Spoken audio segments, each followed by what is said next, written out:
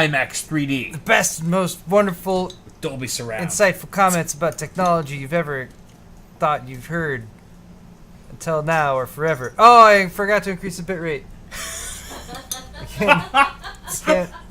I can't do it now. You can't write that kind of shit. It was the best until we realized it sucks. Oh, except for streaming at the completely wrong settings and it looks like horrible.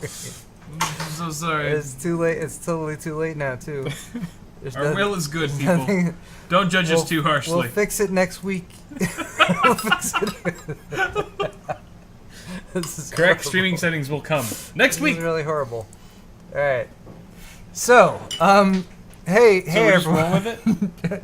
I have to cut both streams and restart if we're gonna. We're already late. You're right. We're already. It's at 7:30 They already. can just watch it at 30 measly 30 FPS. It's still 60 FPS. You're getting 60 frames per second. They can't choose. You're just getting half of the amount of data in each frame that you would have gotten otherwise. But there's no 30 FPS like.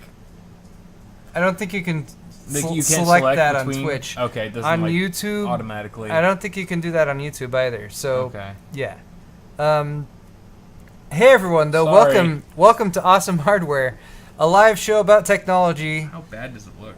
Probably the best technology show, even though we're not good at technology. We do it every Tuesday evening, 5:30 p.m. Pacific time. This is episode number 112, and we actually already have been streaming for well over an hour.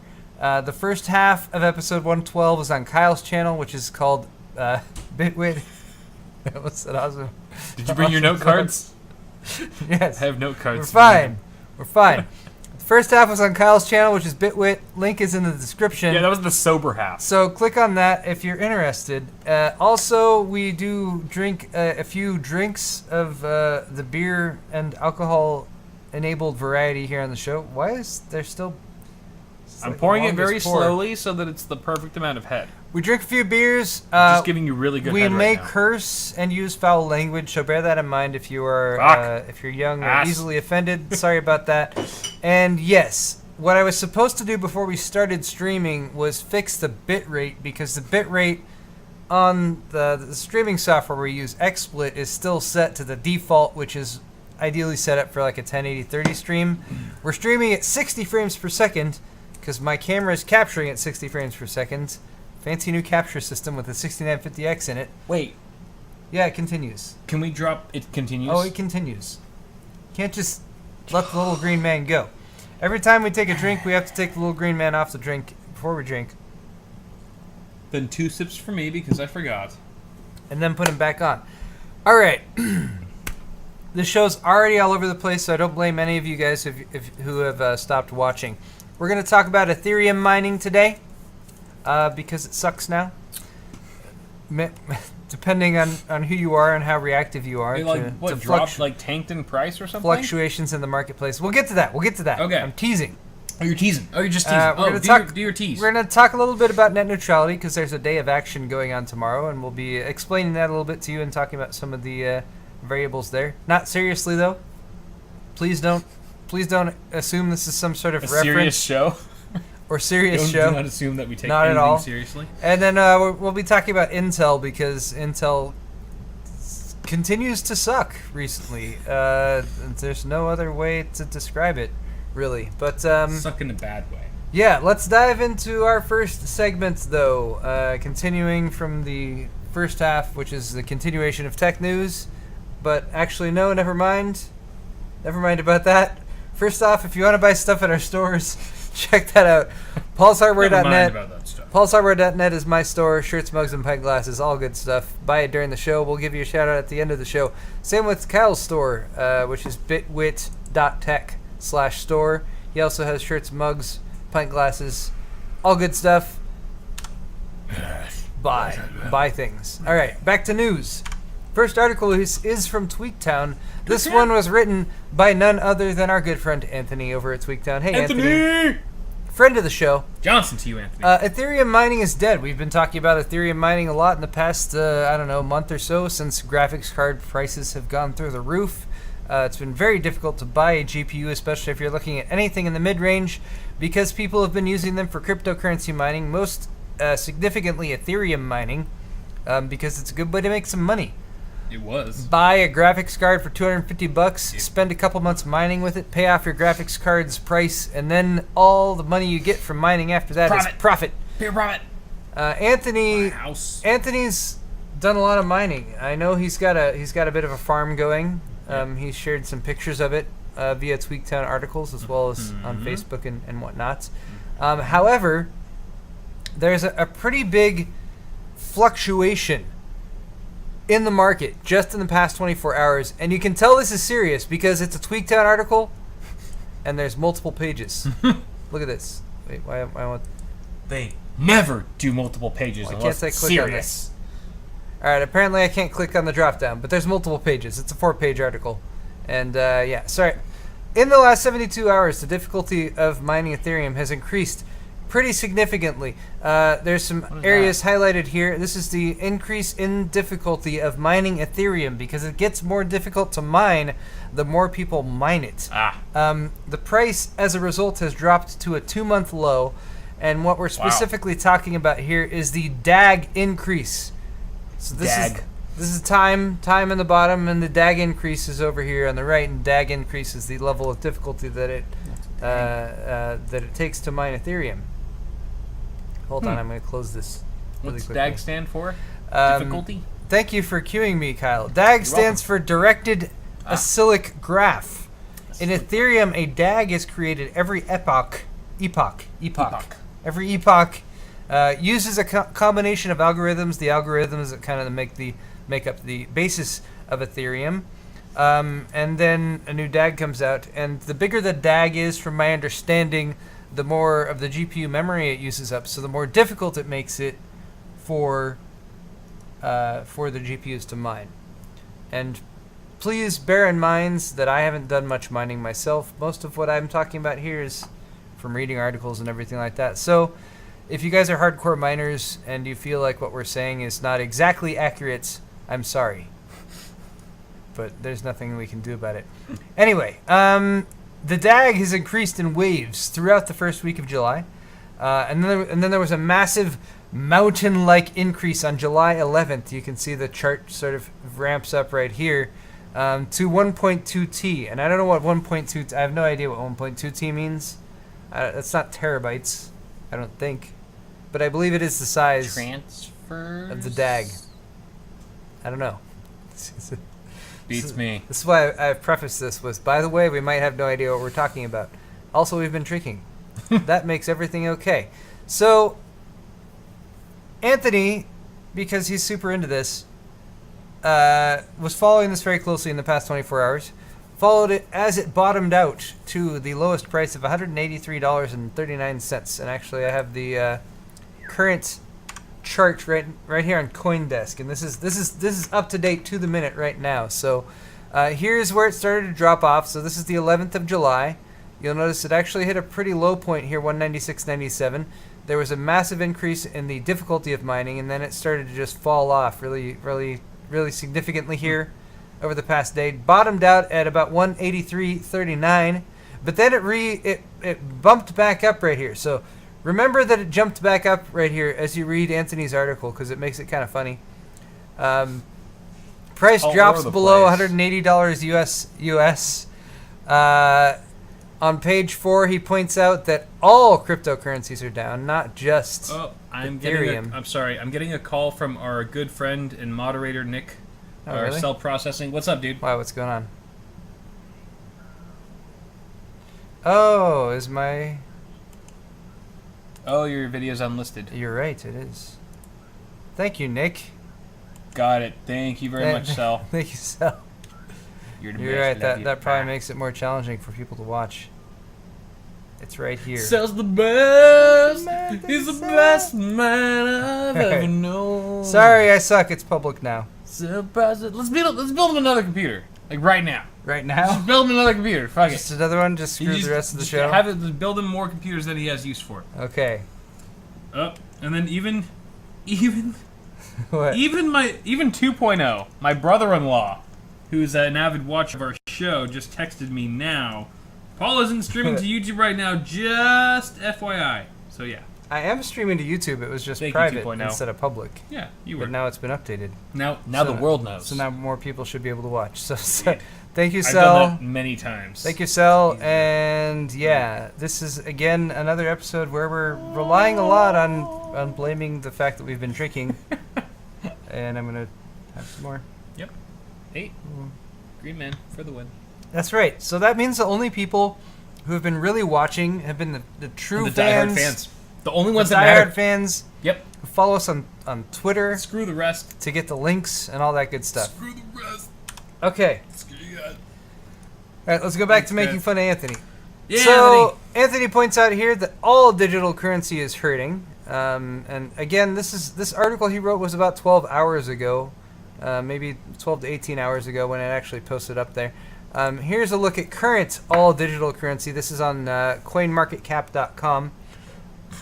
And this actually is not like false by in any way, shape, or form. Everything is down.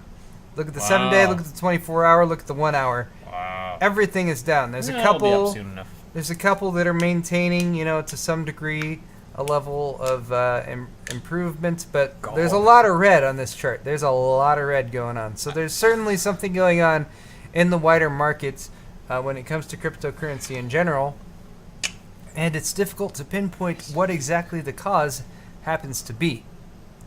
If you're Anthony, though, the world is coming to an end. I'm sorry. I'm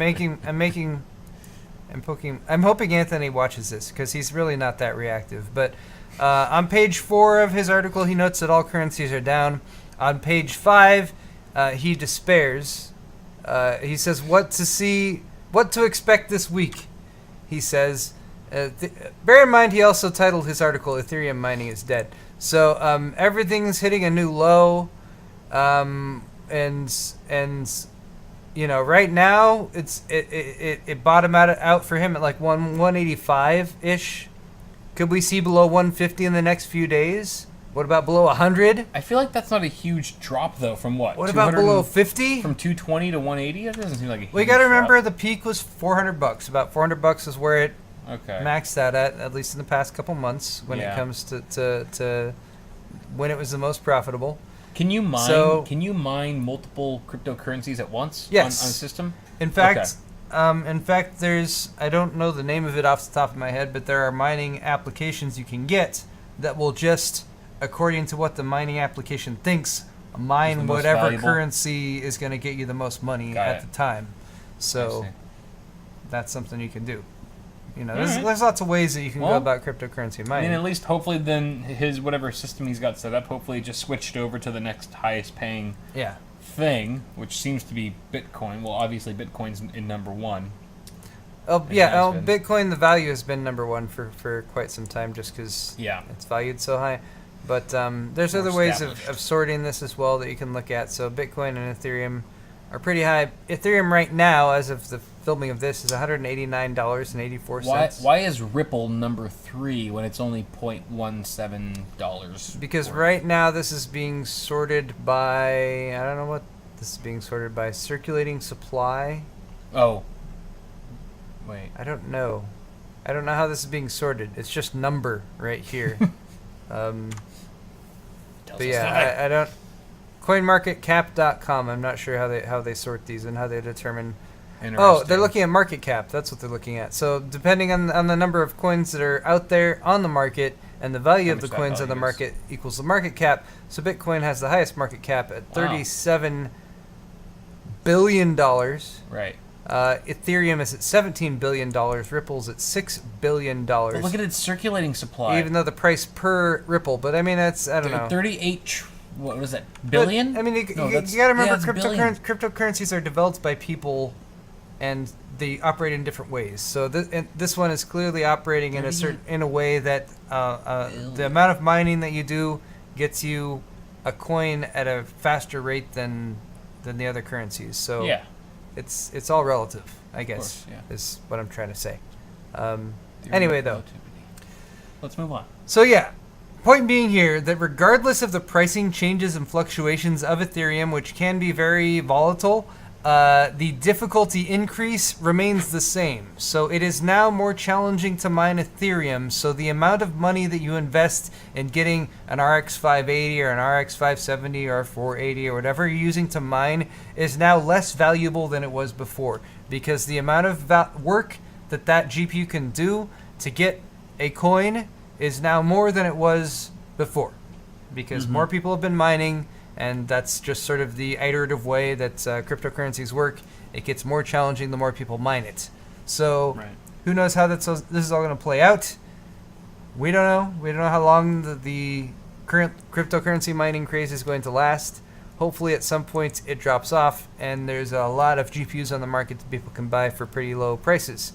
At least if you're looking at it from the perspective of a PC gamer. Yep. All right. The next Pixel XL. Was sort of a bit of a buzzed day about this. This article is actually from The Verge. Originally, though, it was Android Police who broke this, and it's basically a picture of what we can relatively reasonably presume is the next Pixel XL. I gotta compare it to mine. There it is. Oh, mine's a non-XL, but still more or less the same. I have the XL, so I can. You have the XL. Give you guys, fancy schmancy. Give you guys a side by side. So it looks pretty similar. Android Police, according to The Verge, has a very strong track record when it comes to releasing early information about smartphones, but there is a chance this might not be the finalized design of the Pixel XL 2017 or Pixel 2 XL or whatever the hell they decide to call it.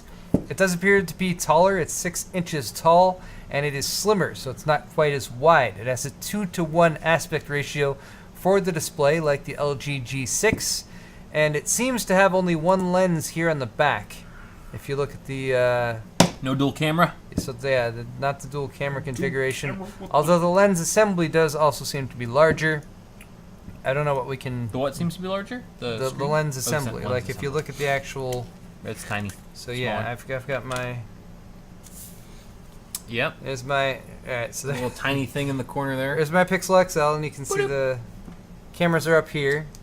I'm sorry, up here. It's my Pixel non-XL. You'll also note that the glass part of this comes down to below where the fingerprint reader is, whereas if you look at this picture, the glass comes down not quite as far. Fingerprint reader is below it. I'm okay with that since the glass. Looks like it's a little, yeah, it's about the same. I saw at least a few pictures of people where they had the glass panel on the back shatter due to a drop or something like that, so that's okay. Could be. Bear in mind there's a watermark on this, so this isn't something that's like embedded into the finish on the back or anything like that. So this does seem to be probably an aluminum casing on the back here. It looks like it's got kind of a rounded edge here along the side. The bezels are definitely smaller. I don't like that it doesn't seem like there's front-facing speakers on it. It's definitely the thing I would have liked to have the most on the Pixel. The speaker is positional, and you always have to have it kind of cupped in your hands to get good sound out of it, and it's just not the greatest. What else? What else about this? Yeah. I heard there were like squeezable sides. Is that a thing? Not sure about that. Okay. Yeah, I don't even know what that means. These look like fairly standard buttons on the side. Are you talking? Oh, I totally forgot to bring it up. The red cell phone. Is that what you're talking about with the finger? Maybe. Finger grips. Yeah, maybe. Yeah. Sorry, I forgot to add that to today's list of things to talk about. There was a red camera about a week ago was announced. There's only a couple pictures of it. Marquez Brownlee did a video on it. Yeah. You guys should watch that.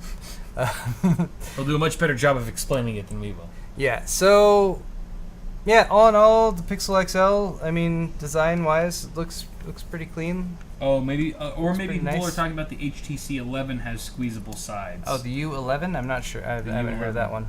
The U11, yeah. The red phone, yes, is what we were talking about. Yep. That's it. That's the thing. But yeah, we don't have that listed on today's actual discussion. From my understanding, it was mainly just that picture, but I don't know if there was more information that came out on it in the past few days. I have not researched it directly. I'm pretty happy with my Pixel. I really like my Pixel as well, so... I don't think I'll feel super outdated when the Pixel 2 XL or non-XL comes out. I might get it to make a video on it, but I don't know. Yeah. I'm still on the fence about the videos on phones.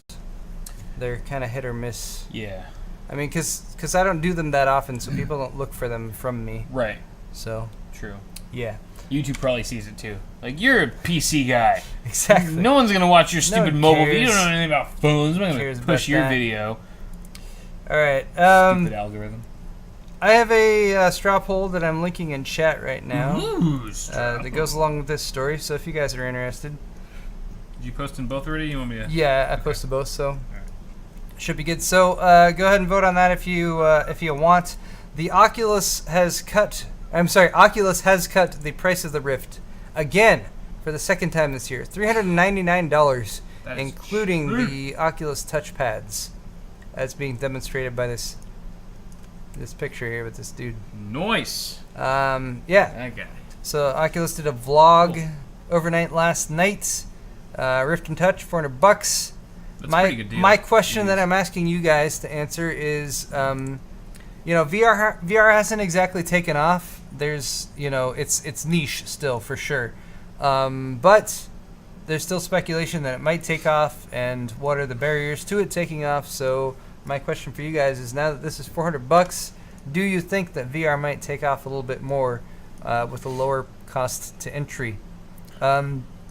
This is for a limited time. It's part of the Summer of Rift promotion that Oculus is doing. It also includes discounts on Oculus games. There was speculation about this that there's some sort of problem or, some issue that they're trying to work around, like, oh, we need more sales and sales haven't been good, so we need to cut the price so that we sell more of them or whatever. Oculus said, no, that's not the case. We were just waiting to drop the price until we had more games out there, so that there were more options for people to play when they actually got an Oculus Rift. So maybe that's true, maybe it's not. In any case, this price will be available for 6 weeks, so roughly 5-6 weeks from now, if you're interested. So it's not like you need to buy it right now if you want to get this price, but it doesn't seem like it's going to stay this much. Also might have something to do with the potential launch of an Oculus Rift 2. There's no further information on that. It's just speculation based on a lot of discussion, like when Rift first launched, and there's speculation on how long they thought the Rift as a platform would actually last and everything. Now, this is a pretty significant price drop for something like this as far as a specific niche gaming product. The article from The Verge compares it to video game consoles, which usually take a little bit longer before prices drop off, especially something like this, which is a 50% price reduction over the initial cost of the Rift, which was $600. Right. They said video game consoles usually take an average of 3 to 4 years before this much before you see this much of a price drop. Right. Whereas with the Rift, it's been more like a year. Yeah. When did it actually launch? Yeah, it's about a year. It's July now. It was supposed to launch earlier last year, and it didn't, and it was delayed. And launched, about a year ago. Yeah, about a year ago. I don't remember when it actually came out. But right. Anyway, I guess let's see what you guys think about this one. We haven't given you a ton of time, but you don't need time. You're all quick. Everyone's You're all quick, snappy. So that's all right. We've already got a couple hundred people who have voted, but yeah. So it does seem like there is interest in VR. It's just that that barrier to entry is pretty significant. I think you needed to spend probably about $1,500 to get a viable VR system up and running. If you're talking about the cost of the computer, that's the biggest as well barrier. As the headset. Yeah. So, not even just the money. I think it's just the fact that, like, the day, like, where we live, like, right now, like, the society we live in, there are not many high-end gaming or even, like, desktops. Like, not many households have desktops in them like they used to.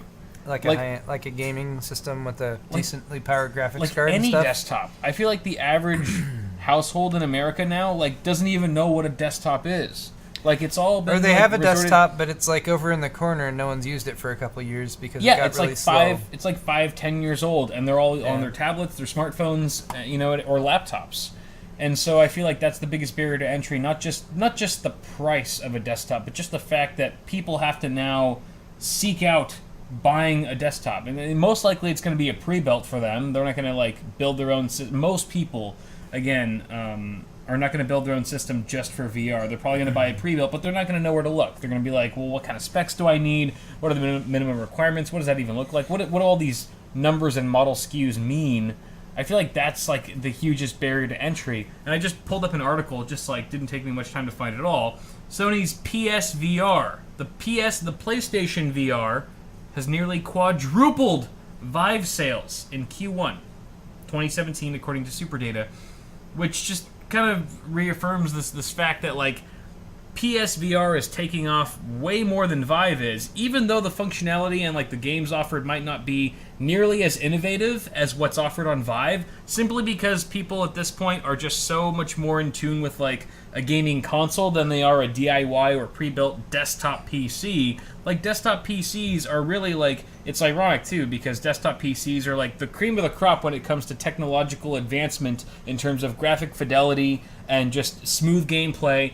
But at the same time, it's like the most underground niche in like technological society. Like everyone's just gaming on like a Xbox One or whatever, and waiting for the VR to introduce itself on a game console rather than them seeking out a desktop to get a higher experience. Maybe I'm just talking out of my ass completely right now because I probably have been. No, I mean that's a significantly higher uptake in sales compared quadruple, and that's insane. Yeah. So, I mean, think about all the news articles that we come by like just on a daily basis. How many of them are about PSVR versus Vive? Like they're all more or less about Vive and Oculus, because that's going to give you the most of the time the better experience. But yet the sales say otherwise because people are so familiarized with consoles already, and it's just easier to buy PSVR. Oh, it just works with this console that I already have, as opposed to trying to figure out what sort of desktop PC. I haven't owned a desktop PC in 10 years. I didn't even know those things still existed. Like that's, I think the hardest thing to wrap your mind around is that there are so many gamers out there in our country that are not PC literate at all. Like, we think of gamers, like when we think of gamers, like we think of like a PC enthusiast who knows their shit, who knows how to build their own system. Most gamers have no idea about when it comes to PC desktops. They're on consoles, or they're on handhelds, or but for me that's mobile. For me that's okay. That is totally okay. I'm not knocking it. I'm just saying it is what it is. I'm okay with the PC being niche as long as it is still big enough to get enough sales that, you know, they keep making graphics cards, gaming GPUs, and everything like that. Mm-hmm. And it's just sort of that, you know, there's people who love to play games, and if they get to the point where they're playing games on a console or something like that, and then they hear something about like, oh, you know, I just got my PSVR, and like, oh, well, actually the first VR thing was a Vive or whatever like that, and then they're like, oh, there's this other option out there that has higher resolution and, you know, can play at a higher frame rate and has other capabilities and a wider library of games that are available. You know, that's just sort of that introduction into gaming on the PC that I think people can get excited about. So this, for me, is good news because it means that VR is not something that people were like, oh, flash in the pan, like, you know, it was something that happened and like, oh, VR, like it was just kind of like got over it pretty quickly. Mm-hmm. It's something that people are interested in. It's just something that needs to be made a little bit more easy to access for people who don't have $1,500 to spend on a gaming PC and VR system. Right. The point that the article made about this in particular was that you can feasibly get somewhat bare bones-ish, but you can feasibly get a VR system up and running for closer to $1,000 now. Yeah. With this price, that's fair. As opposed to like $1,500 plus that you'd have to spend a little bit on before. But, you know, as GPU prices hopefully come down, and also hopefully the prices of the headsets, which you can definitely expect if they come out with second generations of the headsets at some point, then yeah, that's exciting. Yeah. All right. I have to switch something really quick. This isn't Face Off. I gotta update this. I meant to update this before we started. Where does it go? What's the name of that VR technology where it only renders the pixels you're looking at and it says fuck off to all the other ones around it? What's it called again? I don't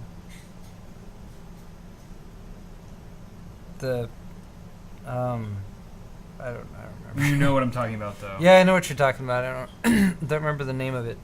It's killing me. Chat, please help me out. For some reason, I was like thinking about that, and I'm like, what's it called? Oh, Like fellation or no? Fellation. Yes, it's fellation. It's not fellation. Fellation. Something similar to that, though. It's an NVIDIA thing. Crazy.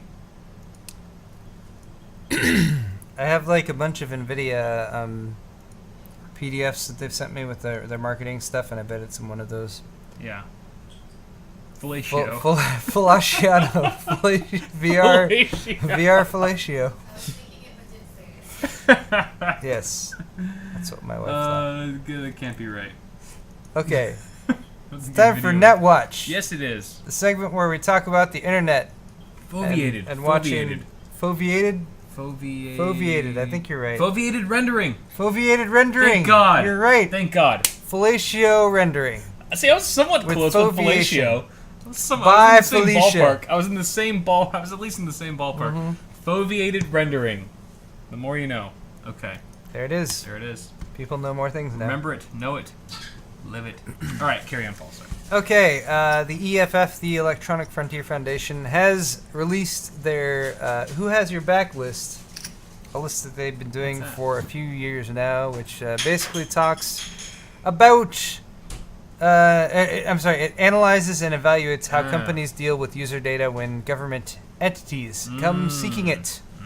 If you want to be private online and you want to deal with companies who will respect your privacy, yes, then this list perhaps is something you should be looking at. Couldn't you just get a VPN? Would a VPN work essentially the same? No. Okay, no. They can because it doesn't matter if you used a VPN to access Amazon, you gave Amazon your information, and if the government says, hey Amazon, what's the information of that guy who bought that thing, and they give you their information, it doesn't matter what VPN you used. I guess you're right. So yeah, that's not really a concern. Anyway, the full list is here. It's also linked in the video's description on EFF.org. And who has your back? Government data requests for 2017. The top-rated companies for 2017 include Adobe. You can see at the top here, got 5 stars. Stars across the entire thing. As well as Credo Mobile, Dropbox, Lyft, Pinterest, Sonic, Uber, Wicker, and WordPress. Lyft's got 5 of 5 stars here. Where's Uber? Uber also got 5 of 5 stars here. So you can look across the whole list. It's fairly easy to check out. The worst AT&T, Comcast, of course. Wow, Amazon, surprisingly shitty. Lowest rated companies. Companies that got a 1 star were Comcast, AT&T, T-Mobile, and Verizon. What do you know? The 4 major internet service providers. Who would have expected the companies that have like the worst customer feedback ratings in the United States happen to also get 1 star ratings on here as far as protecting privacy. Even T-Mobile, who's like, we're T-Mobile and we're different and we like better than nope, you're the same bullshit. Same bullshit. I'm surprised that Facebook has such a high Verizon rating. 4 out of 5. Yeah, Facebook has improved. Nice. I think since they started doing this list, actually. All right. So yeah, I'm cool with that. Comcast, AT&T, T-Mobile, Verizon got 1 star. Amazon and WhatsApp got 2 stars. So all you guys who are like, Amazon Prime Day and buying stuff. Prime Day. What do you think of them with your privacy information? A new category that was added this year is stands up to NSL gag orders, which are the national security letters, which if they're presented to a company basically mean that company is being forced to hand over data to the government, and there's a built-in gag order, which means the company can't even publicly say, hey, by the way, our information was just sent over to the government because they asked for it. They can't even tell people that it's even been requested. So whether or not people comply with that, or the businesses comply with that, is one of the stars on this list, as well as following industry-wide best practices, telling users about government data requests, promising not to sell out users, or just having some sort of written thing that says, hey, people who use our service, we're not going to sell you out. It's good to have. Standing up to the NSL gag orders, of course, and pro-user public policy on Reform 702. And if you click the link in this video's description that goes to this page, you can click on those links in them to read a little bit more information about them. For now, though, let's move on. Net neutrality. Big issue right now. I've been talking about it pretty regularly on the live show, and just want to say that it is a big deal. And tomorrow is July 12th, and net neutrality has a day of action. And AT&T is joining in. What do you think?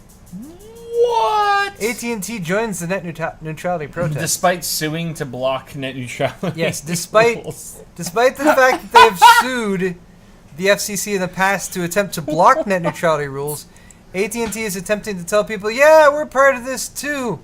And we are in favor of preserving and advancing an open internet. But their idea of what an open internet is very different than perhaps what your idea of an open internet is. So here's the situation right now. The FCC has situated internet service providers so that they are classified as common carriers under Title II of the Telecommunications Act of 1934, which allows the FCC to enforce net neutrality. It is because of that classification that the FCC can say, hey, you can't throttle this website or tell them that they don't have access. You can't slow down Netflix because you've determined that Netflix is just using up too much of the data. If you promise your customers that they have this amount of bandwidth for data, you can't suddenly say like, hey, you're actually using that, so we're going to throttle you. Or throttle this website that you're accessing that's using too much of that data. Yeah. They should just provide you with the amount of bandwidth that you pay for. Internet service providers like AT&T are like, hey, we're down with net neutrality. We don't think that there should be throttling of different websites or something like that. But they're not really standing behind their statements. Because what the FCC is trying to do right now is roll back the protections that people currently have that are currently in place. AT&T, when they were first put in place in 2015, when they first classified ISPs as Title II common carriers, AT&T sued them. Obviously, they were against this. So, whereas AT&T, as well as Ajit Pai and the FCC, will say, we're in favor of net neutrality, they need to actually put their money where their mouth is and have some sort of plan in place to enforce this. Because what they're talking about right now is removing the rules that allow the FCC to enforce it. But there's nothing that's being presented as like, and instead, here's a thing that all the ISPs will sign that promises not to be assholes or whatever like that. They're not even doing anything like that. Yeah. All they're saying is like, there shouldn't be regulation or whatever like that. And if you're in the position where you think, well, like regulations are bad or whatever, just look at what happened in 2014. And I bet I could pull it up right now. But in 2014, because Netflix had become so popular, ISPs, lo and behold, suddenly started throttling them. And yeah, and it sucked. I'm trying to. There's a specific thing I'm going to try to find right now on the fly. I mean, what I'm wondering is AT&T using this as sort of like a marketing thing, like, you know what I mean? Like they're trying to pretend like they're on our side when really they have ulterior motives and they're just as corrupt and evil as the other ISPs. Yeah. But they're trying to pretend like they're one of us to get either gain our trust, or it seems like a marketing stunt to me, because it really is not. There it is. In their best interest. Sorry, this to is join net neutrality. So the oatmeal, the oatmeal.com/blog/net_neutrality has a nice comic where he goes over this whole thing. He specifically did this as a response to something Ted Cruz said, but this very clearly also shows what happens in 2014 as all of the major ISPs, AT&T, Verizon, all started to throttle. Comcast providers as well. Comcast is a black line right here. Netflix service suddenly started to tank across the board. This is direct action by internet service providers doing something that requires net neutrality to prevent it happening. If you don't want internet service providers to be able to do this for your connection to Netflix or whatever other whatever other service you connect to that happens to use a lot of data, that your ISP suddenly like, hold on, that data that we promised that you paid for, suddenly we don't want to provide you anymore because you're actually using it. If you don't want that to be able to happen, then net neutrality is the means by which the FCC can prevent internet service providers from doing that. So, yeah. Sketchy, man. All that is to say, oh no, I just closed my next story instead of. There were a couple providers up there that did not throttle the speeds in that instance, though. Yeah, Google Fiber. And then what was the other ones? Stop it. Some other stupid Cox. Yeah, Cox. So there. I mean, we're mainly talking about the large internet service providers that have enough customers and enough monopoly in a lot of areas to basically throw their weight around and do whatever they want to make as much money as they possibly can. Anyway, going back to the day of action, which is happening tomorrow, has now been joined by Google and Facebook. Giants, tech giants. Yes, so they're now giving the net neutrality campaign tomorrow a boost. Google and Facebook have not released any details as to how they'll be supporting this, but I would assume that when you go to the homepage, there might be some information there. Oh yeah, little green man, sorry. Thanks, chat. And just for any of you guys who are maybe acting as disseminators of information, if you have any family members who aren't familiar with this and tomorrow see some message on their favorite website and they come to you and they're like, hey, this website I just went to that I love has this message about net neutrality and I don't know what the heck they're talking about. Explain it to them. This is what the day of action is about tomorrow, is spreading this information in a means that people can understand, and hopefully a means that phrases it in such a way that people know that what really is in the best interest of everyone is that there's neutral communication between different internet that we all have different that we all have access to Pornhub. That everyone has access to Pornhub. That really is what it boils down to. If you want to put it in the simplest terms to someone who wants to understand net neutrality, just be like Pornhub? Yeah. Well, imagine not having that anymore. That fucking sounds shitty, dude. What if your internet service provider partnered with a really crappy porn website and they're like, hey, we only want people to access that porn website now because every time people go to that porn website, we get a bit of advertising money. So we're going to slow down all the other porn websites so that people only really have the most incentive to go to that porn website. But on that porn website, all they've got is like grandma porn. You only have X-Hamster.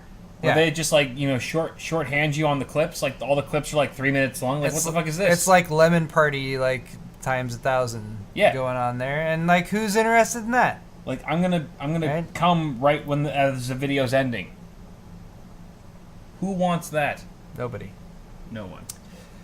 So yes, not the world, not my world, not the world I live in. Tomorrow there will be lots of people asking questions about why websites they go to have special information on them about net neutrality. Hopefully you guys, if you're asked questions, can help answer them. This is reminiscent of the day in 2012 when the tech industry rebelled against the copyright bill known as SOPA, and they altered and blacked out their websites to help spread information and knowledge about it. There's also a chance that a popular outcry could lead Congress or the White House to put pressure on Ajit Pai and the FCC to reconsider the plan on net neutrality. And, hopefully, Kyle, you're the hero we deserve. Apparently. That's a great way to describe things. So, yeah. Shouldn't be allowed to stream anymore. Help support that, guys. Thanks to all you who have listened to us about it. But I think information is really important, and I think free access to information is incredibly important. Porn is information, and if you want to put it in terms where porn is what speaks to you, that's cool. I think there's a larger conversation beyond that as well, but it all depends on who you're talking to and the best way to get your point across. So, however that happens to be, please go for it. I'm just trying to cater to our audience, Paul. No, I agree. You're probably doing a better job than I am, for sure. But, all right, let's move into... We believe in you, chat. We love you. Another segment, which is going to be Hot and Heavy Hardware. Yeah! This is a special edition of Hot and Heavy Hardware. This is Intel Edition. Intel Edition. And I want to say this is like the sort of negative edition of Hot and Heavy Hardware, because we're literally talking about hardware that is too hot. But, yeah. Overheating Edition. But before we get it specifically into X299, since that's what I was referencing there, the Intel Pentium G4560 is a good CPU. I've recommended it. I imagine you maybe have as well. Which one? The G4560. It is a Pentium CPU. Yep. Look, here's the box. box. And Gamers Nexus has done extensive testing on this chip. It's only got 2 cores. Core i3 killer. Yep. Only got 2 cores, but Intel has, with the Pentiums in the past couple lineups, actually introduced hyperthreading. So it's got hyperthreading. So 2 cores, 4 threads, 3 megs of L3 cache, up from 2. 3.5 gigahertz frequency, Kaby Lake CPU architecture, and $64. So cheap! Why not? So, a very easy to recommend CPU for people who are building a budget system. Yeah. Intel has decided it sucks, and they don't like it. What?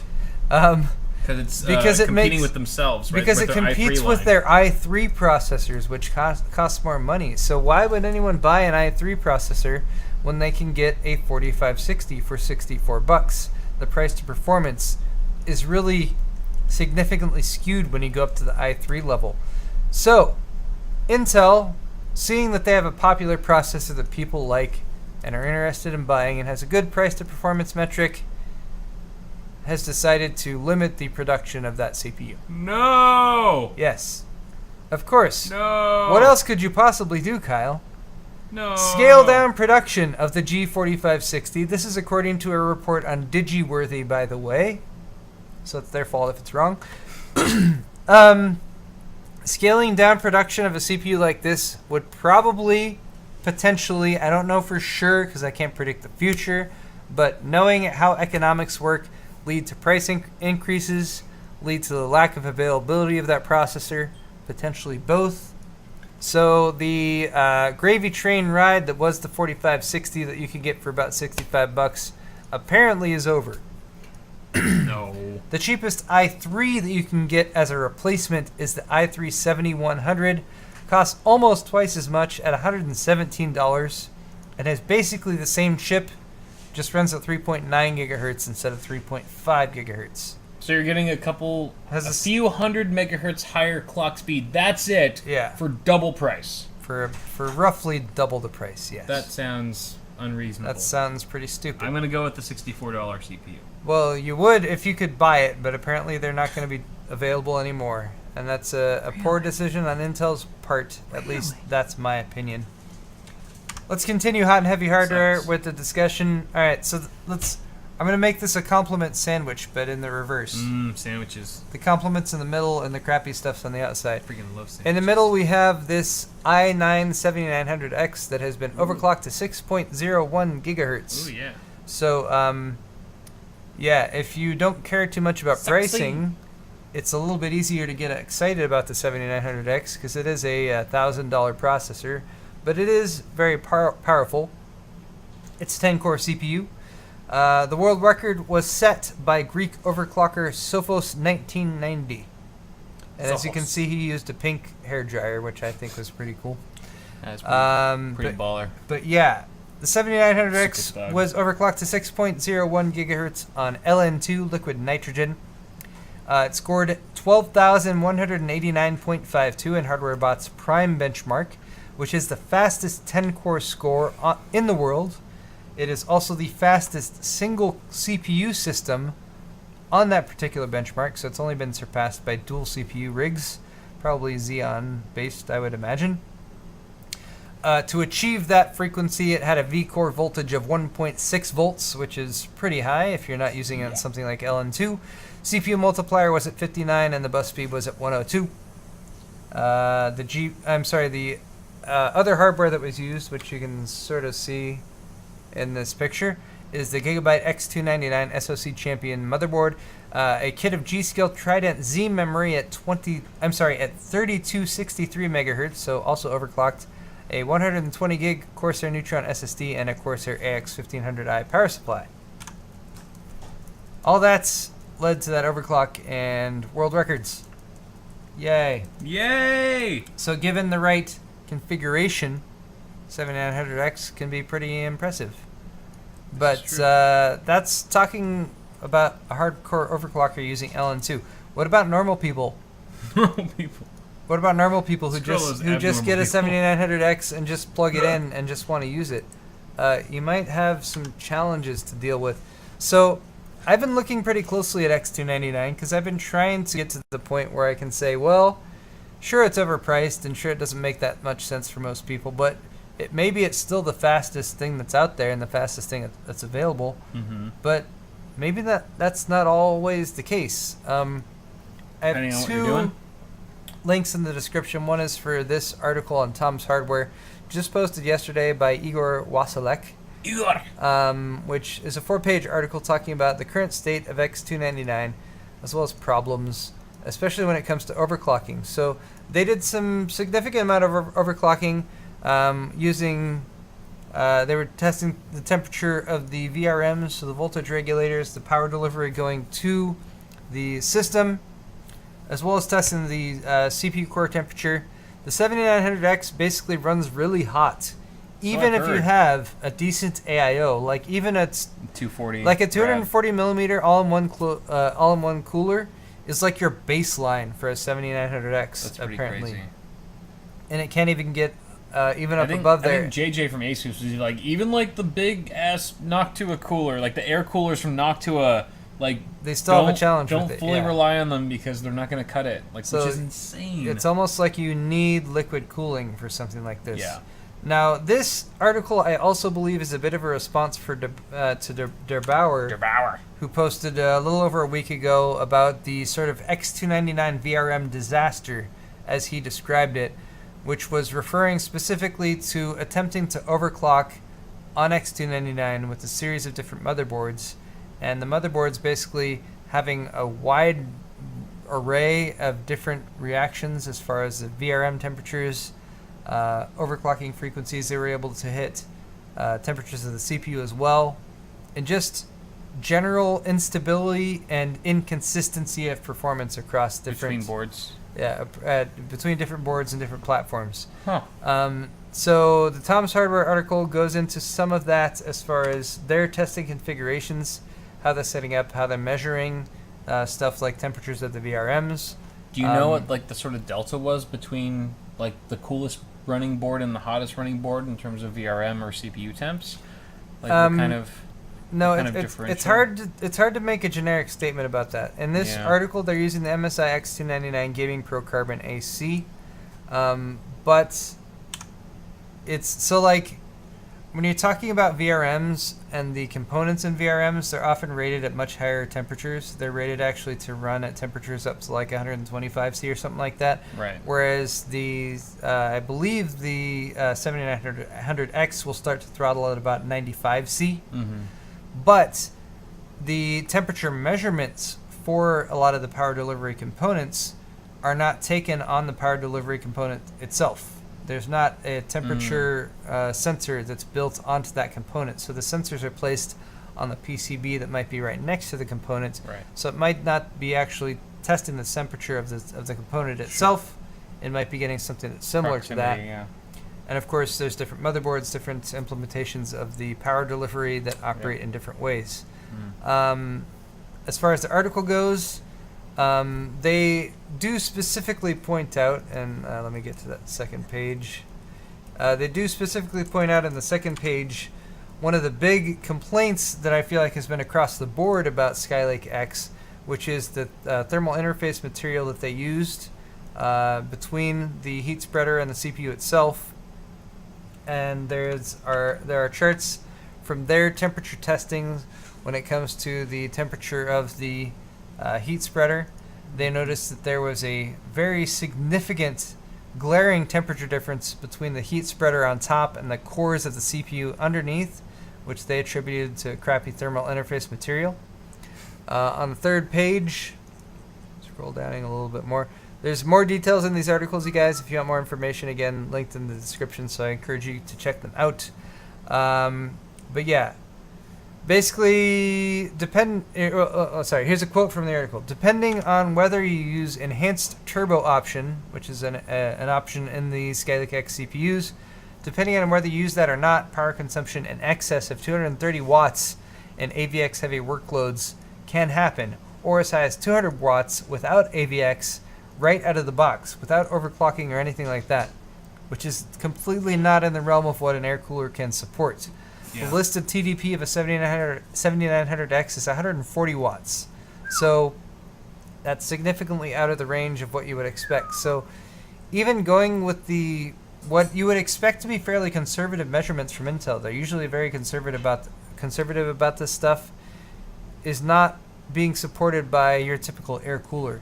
I have a 7900X with a Master Air Pro 4 on it right now, and I'm pretty sure when I'm actually putting it under load that it's probably throttling. Wow. Simply because it's just an air cooler on there. So I'm going to take a closer look at that soon. I built that system kind of hastily. It's crazy how quickly the tides have turned, where like AMD was like the go-to, like, you're an overheating hot running chip. Yeah. Let's all point fingers. And now it's totally Intel. Like all the Ryzen processors run super cool for the most part. Like a lot of, like, especially like the 65 watt TDP parts. It's like, oh my god, you can get away with like the included Wraith Spire cooler on that and on most of them, and get away with like the maximum overclock you could possibly push on some of those SKUs. Whereas Intel now is struggling to even be tamed by the most high-end air coolers, which is quite interesting. And it does seem like if Intel had taken just a little bit more time or invested a little bit more in the materials that go into the construction of these CPUs, if they had gone with something like a soldered interface between the IHS and the CPU core, they might be it wouldn't completely negate these problems. It would help a little. But it would certainly help. Yeah. So Der Bauer is one of the ones who first talked a lot about this. Oh, Green Man. Sorry, Green Man. Been called out. My bad, Green Man. I'm done, so I have, you're I have done nothing with to worry about at this point. No, I'm good. Those are empty? I am not drinking anymore. Probably a good idea. Plenty good. So Der Bauer first did his X299 VRM disaster video, which is here in English. He's done an update to that. And yeah, basically he was working with several people who looked at his original video and were trying to replicate the scenario that he set up that caused the VRMs to overheat when overclocking with Skylake X processors. Tiny Tom Logan from the UK attempted to recreate those, had some difficulty with it. Der Bauer worked with him. They did a collaboration video. There's a couple videos on both sides. In this video, specifically, Der Bauer talks about the situation, or the way he configured the test system in order to create the situation that caused the VRMs to overheat, which was nothing like crazy over the top or anything like that. And I apologize, I don't have all of my notes together for this one. This is where we ran out of time as we were getting ready for the show to start. But he specifically references certain things such as the power switching states of the processors and the fact that they might throttle so quickly that certain software applications like CPU-Z might not catch it. Also, there's more in the video.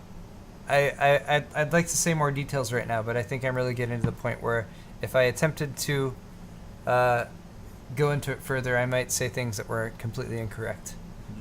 We'll both just show how little we know about. Pretty much.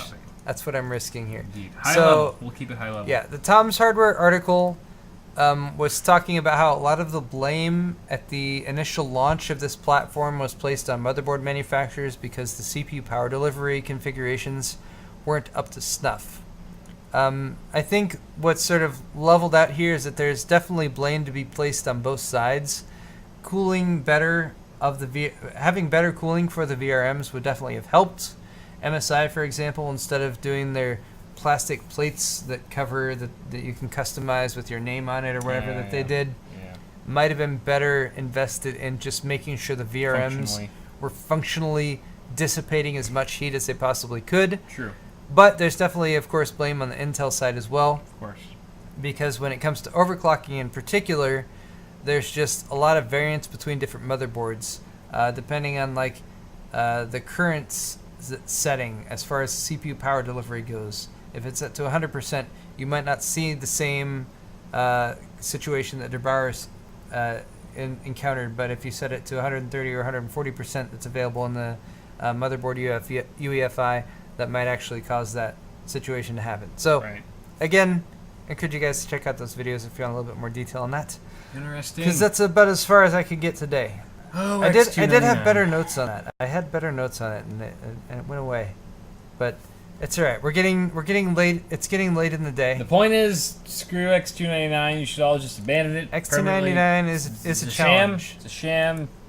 It's not good. I don't want to give up on it completely. I feel like there's still very niche situations where where it still might be the best, but yeah, it really sucks. The power delivery for X299. If it's just an 8-pin, they were testing some of the cables and finding that the cables could get really hot because if you overclock and the power draw becomes significant, that can be an issue. So going with a power delivery system that has at least 8 plus 4 pin or 8 plus 8 pin for the motherboard might be a better option for you. All right. Which is also something that we've discussed in the past and it doesn't matter because the CPU can never actually pull that much. But these CPUs actually seem to be getting more towards that, which is crazy, especially when you consider that we're only up to the 10-core model that's out and available right now. Yeah. And Intel is still supposed to be giving us 12, 14, 16, and 18-core options coming in the next few months. Crazy. It's crazy to see how this might actually still be viable on this platform. But if they're able to pull it off, that'll be somewhat impressive. And Threadripper is expected, Vega's expected at the end of this month. I don't know anything about Threadripper. Just shut up. I don't either. That's all for my prepared material for this episode. Let's dive into some quick Q&A. We have some questions that have been submitted with some donations. So thanks to you guys who have been supporting us in that manner. We'll run down that really quickly. Beautiful. All right, first one we've got here is from Fred Rant for $15. Was wondering if you did not want any money. LOL, here's your share. Will you be able to share the $200 when you do the pie challenge? We could. I mean, if it was very specifically like, hey, here's $200, Paulo's Kyle 100. What you could do we'll is remember that. We'll remember that. What you could do is just do 100 on each half. Or 100 on each half is also fine. That works. That way we don't have to do it. Like you can just handle it. It makes it easier for us. But we do want to work that out. Yeah. Money, we like money. We don't want to turn anyone away. No money shall be turned away. MB67 for the $20. Love the show, Paul, even if you don't stream it publicly. LOL. Here's $20 for a nice 6-pack of craft beer. Why, thank you. Cheers. You can get a nice 6-pack for $20. That might get us a 12-pack. That's like the best 6-pack you could possibly buy. You should never a 6-pack for more than $20 does not exist. TV Chow! TV Chow for the $5! Leave it, chow. Holy shit! But the Samsung GS8, a wireless charger, and the VR headset with it, all $600 from Prime Day. Damn. Can you say VR porn? Oh yeah! You two are great. Be on me. Wow, Stevie, you are just too special. I feel like you're too much. I feel like when you do that voice, it's exactly what he had in mind the whole time. That is what I imagine Thievie sounds like. Can you say VR phone? Okay. What if we met Thievie in person one day, like at a fan meetup, and he sounded exactly like that? Oh, I was thinking you were gonna say, what if he's just like a fat white dude or something? Or he's like, sup? Sounds good. I'm Thievie. Damn, Thievie. Thievie. Either way, thanks for the donation, sir. Good luck with your VR headset. Hayden, $5. Would you give advice against gaming on a 43-inch 4K TV? Also, any news on the new Noctua fans? So, to address the 4K TV... I wouldn't say against it. I would very much be interested if that TV has a gaming mode that turns off post-processing to eliminate input lag. Yep. That would be the best thing. Other than that, you're going to have a 4K, probably 60 hertz experience. Yep. Which isn't terrible. Which is fine, yeah. Totally fine. New Noctua fans, I have no information on that. I've watched several videos that people have covered at Computex recently about the new Noctuas, and I have nothing to comment. Really small gap between the fan blades and the housing. Yes. Blade. That's what we know. Blade housing gap or whatever. Ulysses Lira, $5 donation. Was here since the beginning. BB. Baby. And we acknowledge that. Yeah, I'm proud. We respect that. here. So, yep. Kudos to you, sir. Thank you. Or Madame. Super Pie Games SPG for the 50 knock. Finally, Knox. Dona was back, and really love you guys. So it was a Twitter link, 4:30 a.m. Norway, twitter.com. Not sure what that means. And there's a Twitter link. It looks like a really good Twitter link. There's a very long number at the end. Yeah. The longer the number, the more interesting the link. That's what I found, in my experience. Thank you, Super Pie. Thanks, Super Pie. Buffalo Warrior 7, $5.55. Had to battle an unlisted video to donate. Kyle Pine Drops is a decent IPA, but like the Get Bent from Parkway out of Salem, Virginia. Try to find it. Pine Drops. Pine Drops is that sounds good. That's a good name for a beer. Pine Drops, yeah. It's like it dropped out of the trees or something. Get Bent from Parkway out of Salem, Virginia is also a good one I should try. Get Bent from Parkway. Okay. I'll try to remember that. Thanks for the suggestion there, Buffalo. Coda, $5. Have you had any beer from Against the Grain Brewing Company? Against the Grain Brewing Company? Never heard of them. That's a good Bad Religion song, though. It's a good beer brewing company name, too. It's Against the Grain, get it? Because they're dealing with grains, like the wheat. Or the... I guess that makes sense, yeah. There's some wordplay there.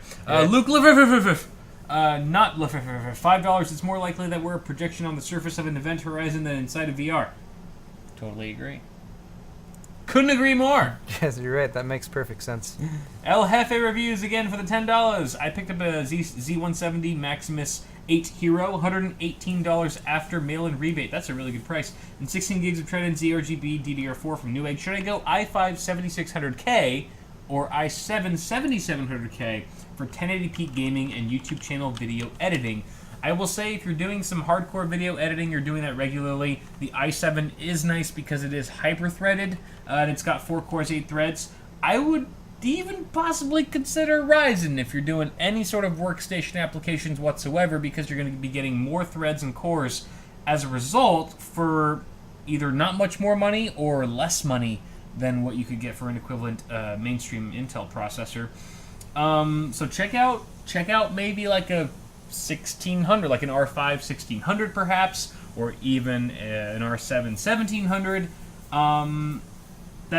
That's what I've said in all my recent videos.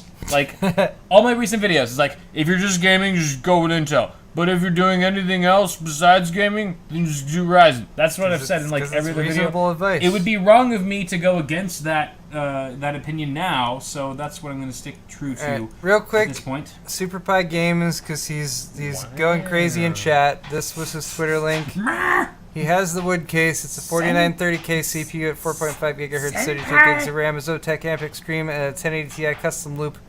That's a cool case.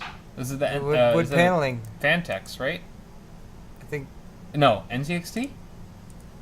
What case is this? It looks like it looks like an NZXT, I feel like. Yeah, right? I'd say NZXT, like a Switch or something like that. Yeah. I don't know. Cool, though. It's definitely wood paneled. Woody! Nice case. Giving me a firm Woody, that's for sure. All right.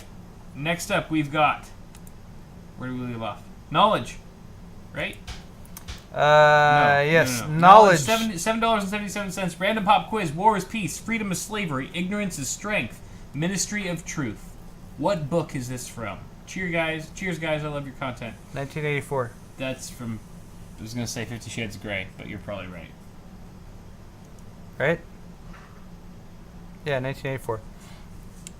You're probably Thanks, right. Knowledge. That's a good book. Everyone should read it. Cardoc 221, $10 donation. Dual Xeon 5687 small business server converted to gaming content creation PC rocking an AMD 7950. Upgrade the graphics and add RAM, or sell the system and build a 6-core Ryzen system. Gosh. I mean, Xeon Dual 5687, you have a lot of compute power there. Sorry, did I miss the green man? Yep. You got a lot of compute power there, but did the graphics if your concern is gaming, frequency is definitely going to be very significantly important to you. True. So yeah, I would consider something like the 6-core Ryzen system because I think you'll get a nice boost in IPC. Yeah. Right off the bat, and you'll be able to overclock and get a higher frequency. So, indeed, there you go. That's my suggestion. Matt Grimes with $5. Where can I buy a DeBauer Delid Mate 2? The only website I can find that has it is caseking.de. Doesn't ship to the USA. Thanks for being awesome. I don't know. Yeah, that might be your only option for now. Yeah. He's just a dude selling stuff. So out of his backyard, pretty much. So. Is this a 2? I don't know if this is a 2 or not. Is that a delidding? You have a delidding tool? Yeah. From DeBauer? Yeah. Did he send you one or personally? No, he physically handed it to you me at Computex? Computex. Nice. Are you gonna put it to use? So this is for LGA 1150, 1151. Better put that shit to CPUs. use, bruh. But yeah, it's way better than other delidding methods because it's much more precise. So. Which means less risky and less prone to damage. Yeah, but I know he's been working on the one for the current generation, the LGA 2066 stuff, but like they're still working on it. Yeah, it's work in progress. It's also a big challenge because right now he's got up to the 7900X, but once it goes up beyond that, it's going to be the larger dies on the 7920, 7940, 7960, and 7980. So if he makes one right now that works for one, and then those other CPUs start coming out and people try to use it on those other CPUs, it might actually damage those CPUs because of the size of the die as well as other surface-mounted hardware that's on there. So it's a difficult thing to do when you're trying to bring a product to market like that. Indeed. So, yeah. Business stuff. Thank you very much, though, Matt Grimes. BBQ Ribs. Barbecue Ribs, $5. I'm starting a small business, resin casting, making mechanical keyboard caps and collectible resin toys. Any tips for starting a small business? No. I mean, not that I don't think you should. Just that I don't have any tips. Give it your all. Maintain your life to a reasonable social media presence. I don't know. I feel like that's a marketing tactic for get in contact with Massdrop. That'll get you on the map. Yeah, for keyboard caps, are you kidding? That's for resin-based, that's a good choice. Double injection shot, whatever. They do lots of that stuff. Hit up Massdrop. They're always looking for like underground shit to be like stand out from the rest of the mainstream. Hit up Massdrop and see like, hey, can I just do like a small sale or whatever on your website? Maybe that can put you on the grid or put you on the map somewhere. Yeah, maybe keyboard manufacturers as well. Try to get a partnership going or something like that. Yeah. Anything that has a larger audience than you do that can give you more exposure. Just use people. Yeah, just use that. Just whore yourself out. Be a whore. Don't be afraid to be a whore. Don't tell your parents I said that. Yep. Thank you very much, Barbecue Ribs. Sticks, $10. Donated last week and got two guys, one screwdriver comment. Thanks, guys, for the laughs. Keep up the great work. Attempting to do some PC building time lapses of my own. Love the content. Two guys, one screwdriver. Do you remember that? How did that come up? I don't even want to know why that was mentioned. Only vaguely. Only vaguely. This is why we should be required to rewatch the live show the next day. I've never rewatched any of our shows because I'm just the occasional time I have to actually pull it up. I'm like, oh god, that's terrible. One day, why? You know what? One day, why does anyone watch that? As much as I hate them so much, we should one day, like maybe for like our 1000th episode or something, or 500th, do like a Kyle and Paul reaction to a compilation of just best moments. We'll have like Cell or maybe a couple other moderators. Yeah, that'd be good. That'd be kind of fun. But we'd have to watch it while we're drinking, just to not super cringe super hard. And then we have to follow up to that where we react to the one we're reacting. Yeah, right. It would just be like window within a window within a window. Draw that out as far as we can go. Reactception. They go pretty far. Thank you very much, Sticks, for that beautiful idea. Jake 3D, $5. Do you both use an editor or just Paul? How much do they edit versus your edit after? How long have you used an editor? So, fun fact, I was working with this guy named Joe, and he helped me do some video editing for projects in the past, and CES last year, And then I introduced him to Paul, and they started working together. Super shady stuff, under the table, no, evading taxes and all that. No, none of that frisky business. And then I introduced Joe to Paul, and then Joe started editing more videos more frequently for Paul. And for a while there, I was not really doing any contract work with Joe at all until recently. He's edited probably 2 videos for me in the last month or so. And there's another one on its way. So Joe is actually kind of double fisting both me and Paul in the most professional way possible. See, from my perspective, Kyle abandoned Joe, left Joe. Joe was like, Kyle, I need work, and I gotta eat and everything. And Kyle was like, fuck you, Joe. Fuck you. Whereas I was like, Joe, I'm gonna provide you a constant supply of work. And so I've been working with Joe for, I feel like 1.5 years, 2 years now. It's right in that range. Good guy, Paul. Yeah, no, you've definitely been working with Joe more. Joe edits 1 or 2 of my videos every week. I send him the raw footage and usually an outline or something like that of kind of what I'm going for. Yep. He edits it all together. He sends me back a project file, and then I load up the project file, run back through the project. And it depends. Sometimes I'm just like, I watch it and I'm good, render it out. Sometimes I spend another couple hours editing it myself. It really depends on the project and whether or not Joe did a good job. Joe is amazing, sometimes by the way. He sucks. No, Joe's awesome. By the way, we love Joe. If you're ever interested in just editing or even visual effects, he does really good work on that front. Those of you who have seen the Fractal Design pre-roll with my grandpa, as my grandpa runs the car into into the neighborhood and the car explodes, that's all Joe. Joe does all the visual effects for pretty much anything you'd see on my channel. The one where Kyle and Josh appear in my living room with the VR headsets, like Joe did that special effects as well. Yeah, he does a really good job. So he's awesome. Good job, Joe. GG. And nobody else give him work because he's ours. We're hoarding him. We're hoarding Joe for the next 10 years.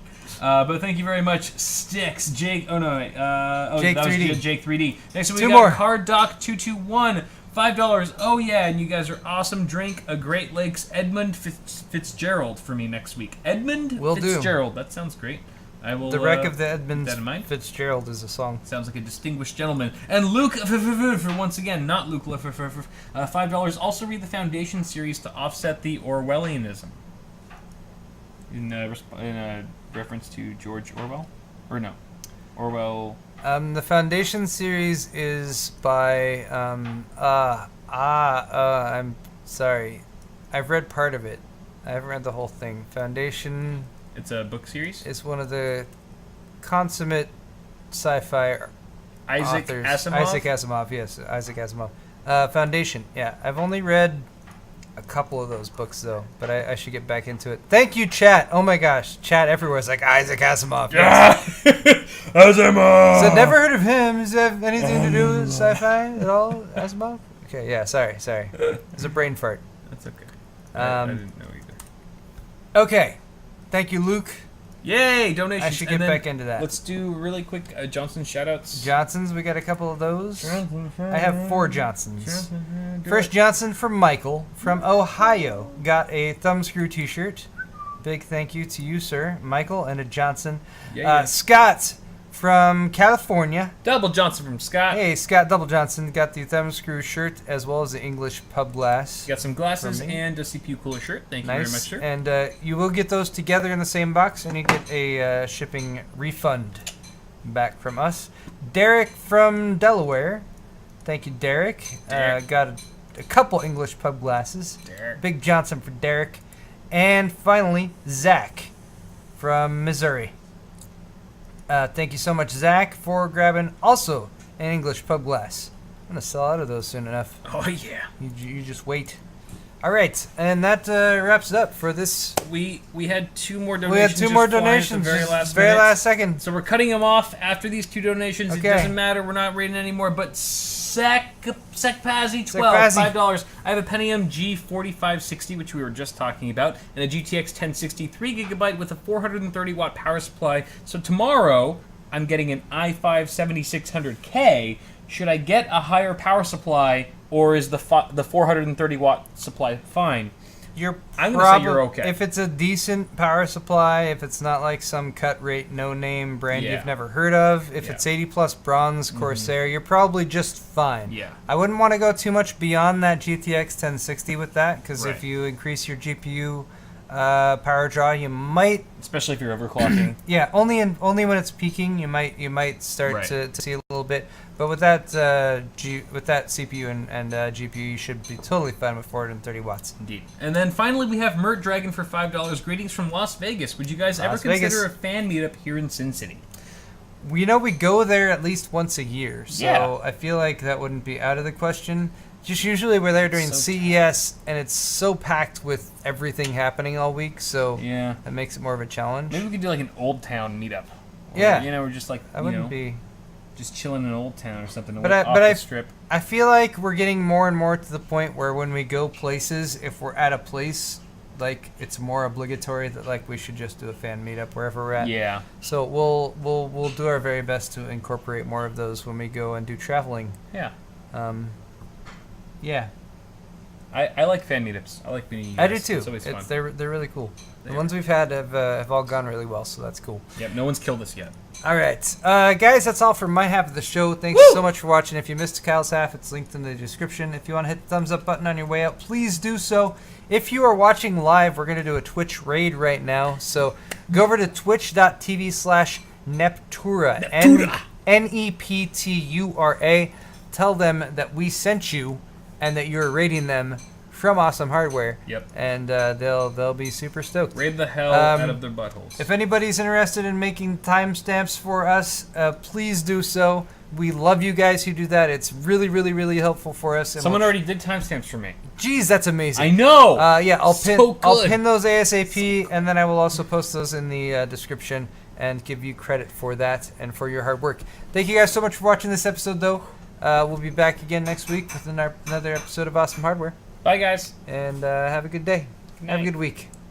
Participate in the Net Neutrality Day of Action.